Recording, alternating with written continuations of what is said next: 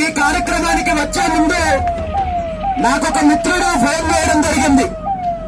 మీరు ఈరోజు విజయనగరం జిల్లా వెళ్తున్నారు, మరి విజయనగరం వెళ్ళినప్పుడు విజయనగరం జిల్లాలో కూడా మీ మీద ఒక క్రిమినల్ కేసు పెట్టించుకోవడానికి సిద్ధపడి మీరు విజయనగరం వెళ్ళండి అని చెప్పారు. నేను అడిగాను, అదేంటది? నేను వెళ్తున్నది మా జాతి కార్యక్రమం, అది ఆహ్వానం మేరకు నేను ఆ కార్యక్రమంలో పాల్గొనడానికి నా కుటుంబ సభ్యులను కలవడానికి వెళ్తున్నాను. అందులో కేసులు పెట్టే పరిస్థితి ఎందుకు వస్తుంది అంటే, ఖచ్చితంగా పెడతారు.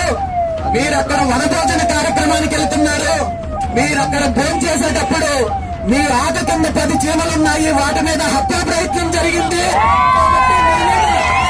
హత్యా ప్రయత్నం కేసు పెడుతున్నామని చెప్పి పోలీసులు కేసు పెడతారని చెప్పడం జరిగింది.